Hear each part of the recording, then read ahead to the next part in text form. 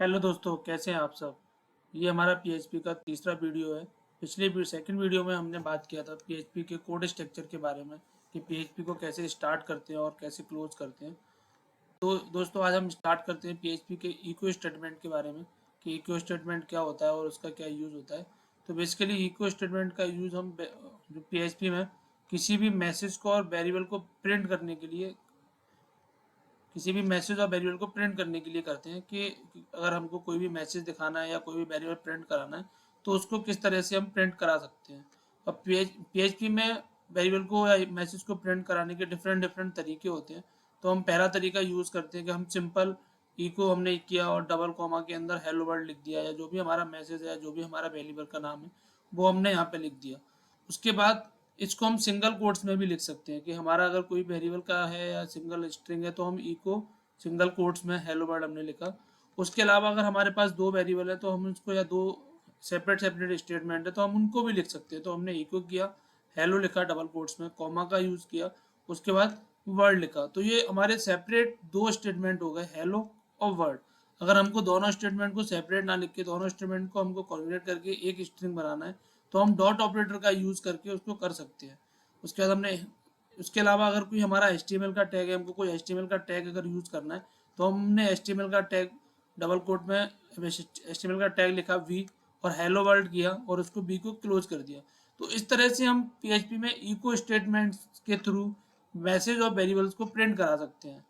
अब दूसरा हमारा डिफरेंस है कि इसके अलावा और क्या जो कोई स्टेटमेंट है जिससे हम यूज़ करके और वेरिएबल्स को प्रिंट करा सकते हैं। जी हाँ दोस्तों, हम प्रिंट फंक्शन का यूज़ करके पीएचपी में मैसेज और वेरिएबल्स को भी प्रिंट करा सकते हैं।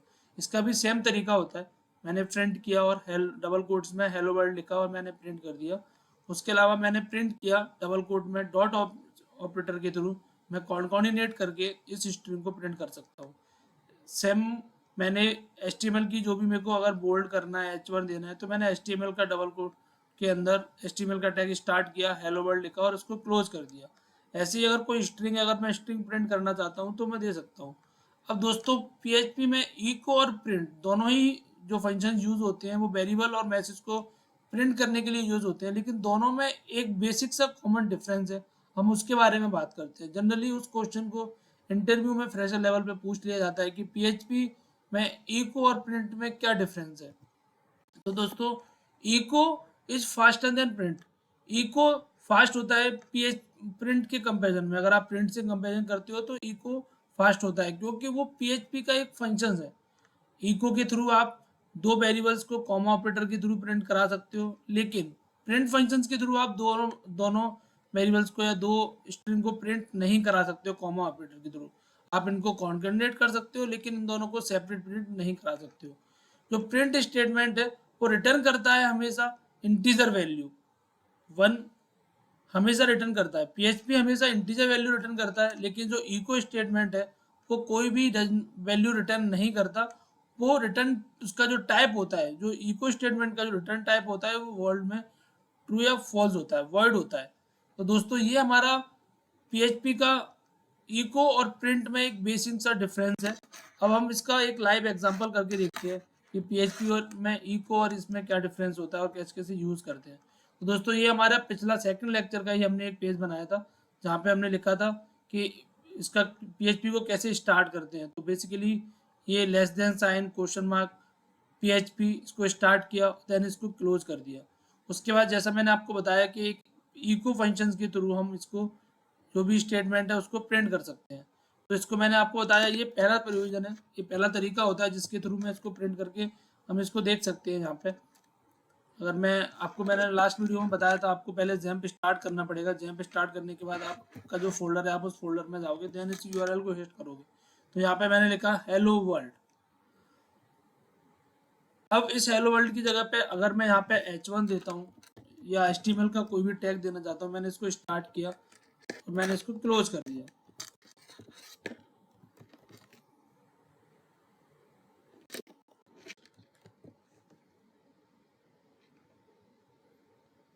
तो ये मेरा हेलो वर्ल्ड आ गया। ये मेरा इको स्टेटमेंट का भी मैं एग्जांपल दे रहा हूँ आपको। मैंने इको स्टेटमेंट की तरह उसको प्रिंट कराया। अब इसकी जगह पे अगर मैं चाहता हूँ कि मुझे दो वेरिएबल्स में प्रिंट कराना है तो मैंने क्या किया, यहाँ पे इसको H1 को मैंने क्लोज किया। उसके बाद मैंने कॉमा ऑपरेटर लगाया और यहाँ पे मैंने डबल कोट में वर्ल्ड को लिखा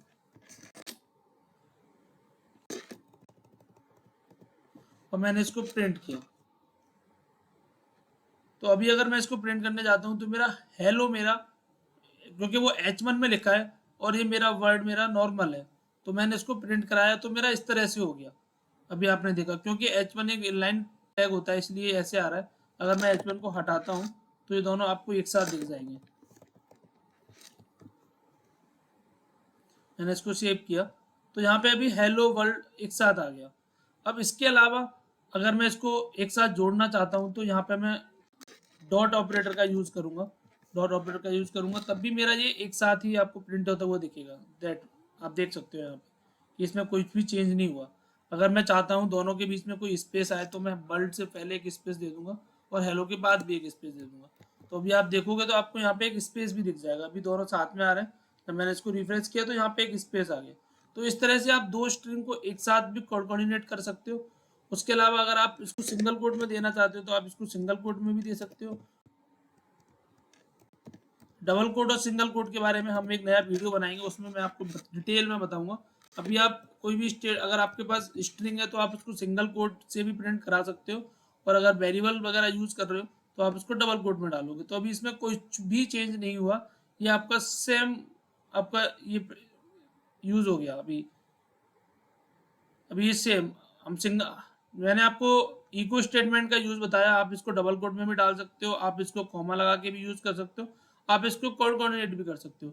तीन तरीके से आप इको स्टेटमेंट का यूज कर सकते हो, जैसा कि मैंने आपको दिखाया था। यहाँ पे ये आपका इको स्टेटमेंट है, यहाँ पे आपने कॉमा लगा के यूज किया, डॉट लगा के यूज किया, HTML के साथ यूज किया, सिंगल कोट में यूज किया। ऐसे ही मैं आपको एक एग्जांपल देता हूँ जिसमें आपने प्रिंट फंक्शन के थ्रू हम कैसे यूज कर सकते हैं। तो दोस्तों हम प्रिंट फंक्शन के थ्रू कैसे यूज करते हैं, ये मैं इसको यहाँ पर रहने देता हूँ और मैं नीचे आपका प्रिंट फंक्शन भी यूज करते हैं। हम दोनों का साथ साथ एक बार यूज करके देखते हैं। मैंने यहाँ पे क्या किया, इसको br टैग यूज करता हूँ मैं। ये HTML का एक प्रॉपर टैग होता है br, जिससे हम नेक्स्ट लाइन में मूव करते हैं। तो दोस्तों हम प्रिंट फंक्शन के थ्रू भी इसको सिंपल प्रिंट करा सकते हैं, सिंगल कोट्स में भी प्रिंट करा सकते हैं, जैसा मैंने आपको बताया। तो अभी आप अगर ऊपर जाते हो तो ये हमारा इको स्टेटमेंट का यूज हो रहा है, यहाँ पे हमने प्रिंट फंक्शन का यूज किया।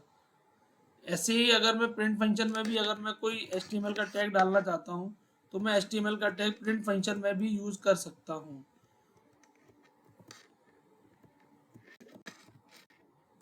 इस तरह से मैं HTML का टैग भी यूज कर सकता हूँ, और जब मैं इसको रिफ्रेश करूंगा तब मेरा ये बोल्ड हो जाएगा। बी का मतलब बोल्ड के लिए हम यूज करते हैं। तो दोस्तों दोनों में कोई डिफरेंस नहीं है। एक जो कॉमन डिफरेंस है वो ये है कि अगर इसके साथ